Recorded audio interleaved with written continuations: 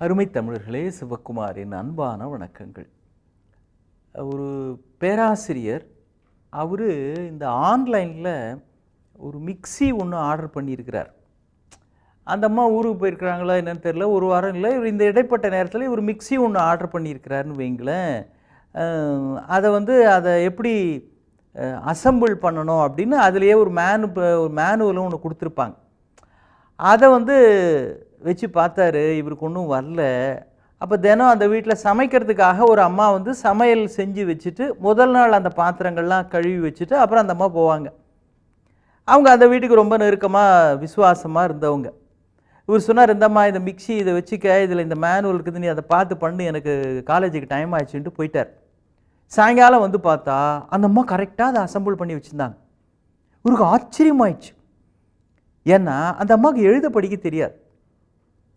இவர் கேட்டார், எப்படிம்மா உனக்கு தான் எழுத படிக்க தெரியாது, அவங்க உடனே அந்த சின்ன மேன்ஸ்கிரிப்ட் அதை கொடுத்த நான், எப்படி நீ என்னத்தை படித்து எதை பார்த்து எப்படி அசம்பிள் பண்ண, இவ்வளோ கரெக்டாக வேலை செய்யுதே அப்படின்னார். அந்த அம்மா சொல்லிச்சு, எனக்கு படிக்க தெரியாதுங்க, அதனால தான் நானே இப்படி இருக்கலாம் அப்படின்னு இப்போ ஏற்கனவே வீட்டில் அதை யூஸ் பண்ணுறேன் இல்லைங்களா சமைக்கிறதுக்கெலாம், அதனால் இப்படி தான் இருக்கணும்னு நினச்சி நானாகவே பண்ணங்க, சரியாக வந்துருச்சுங்க அப்படின்னுச்சு அந்த அம்மா.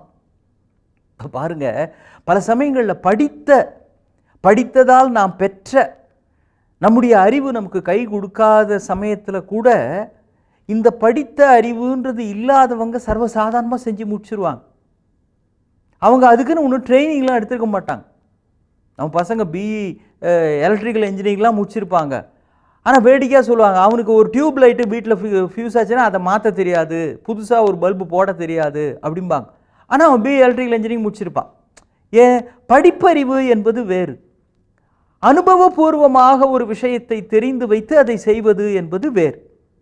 இப்போ பாருங்களேன், நம்ம எல்லாருமே டூ வீலர் அப்படின்றது பெரும்பாலான பேர் ஓட்டுவாங்க.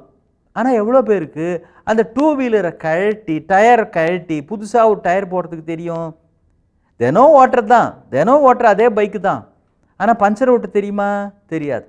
ஒரு பிரேக்கு டைட் வைக்க தெரியுமா? தெரியாது. ஸ்டார்ட் ஆகலைன்னா எதனால் ஸ்டார்ட் ஆகலை அப்படின்னு சரி பண்ணுறதுக்கு தெரியுமா? பயன்படுத்துவது என்பது வேறு. ஆனால் அதிலே ஒரு சிக்கல் வந்தால் அதை சரி செய்வதற்கான அந்த உரிய ஞானம் இருக்கிறதே, அது வேறு. அதற்கும் படிப்பறிவுக்கும் சம்பந்தம் இல்லை. உள்ளுக்குள் ஏதோ ஒன்று அவர்களை செலுத்துகிறது அப்படின்றாங்க. உள்ளுணர்வு அப்படிம்பாங்க. பார்த்தா உள்ளுக்குள்ளே ஏதோ ஒன்று அவங்கள செலுத்துகிறது.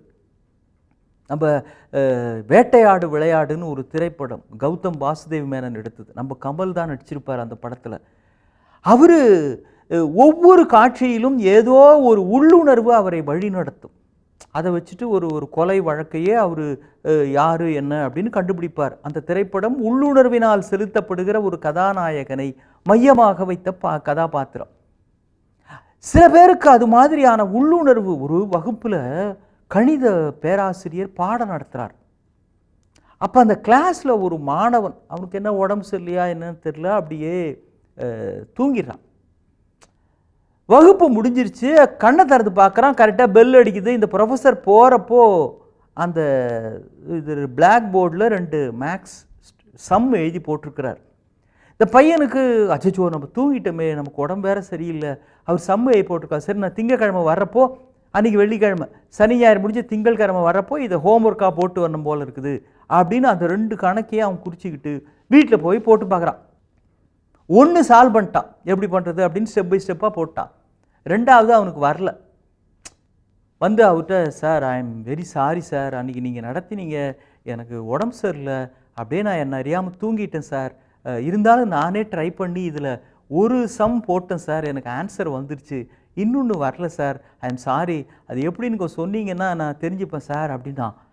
அவர், என்னது ஒரு சம் போட்டுட்டியா? ஆமாம் சார், 1 தான் போட்டேன், இன்னொன்று போட வரலான்னு. அவர் எந்திரிச்சு நின்று அவனுக்கு கை கொடுத்தார்.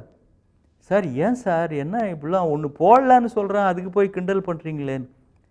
அவர் சொன்னார், பாவி, அன்றைக்கி உடம்பு சரியில்லை, நீ தூங்கிட்ட, கிளாஸில் என்ன நடந்துன்னு உனக்கு அப்போ தெரியல, இந்த 2 என்ன தெரியுமா சம்மு அப்படின்னார். என்ன சார் சம்மு அப்படின்னா, இந்த உலகத்தில் இதுவரையில் யாராலும் தீர்க்கவே முடியாத 2 கடினமான கணக்குகள் அப்படின்னு நான் இந்த 2ஐயும் போர்டில் அன்றைக்கி எழுதி போட்டேன், பெல் அடிச்சுது, சரின்ட்டு நான் போயிட்டேன்.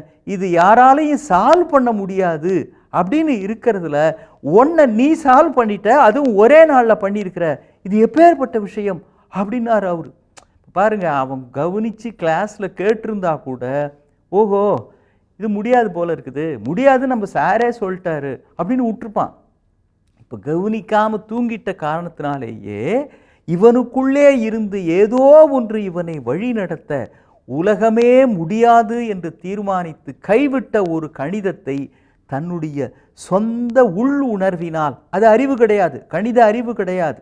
ஏன்னா இவன் தான் கிளாஸில் கவனிக்கவே இல்லையே, அப்புறம் எப்படி தெரியும்? யாராலையும் முடியாதுன்னு ஒரு முன் முடிவு வேற இருக்குது.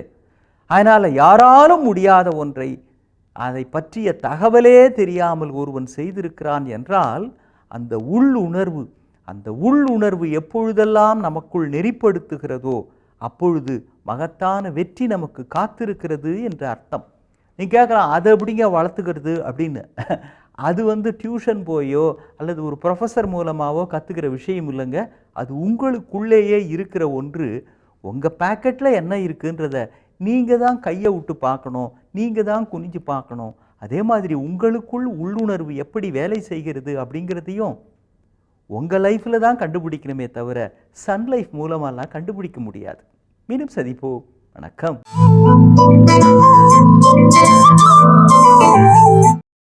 இன்னும் பல வீடியோக்களை காண சன் லைஃப் சேனலை சப்ஸ்கிரைப் பண்ணுங்க.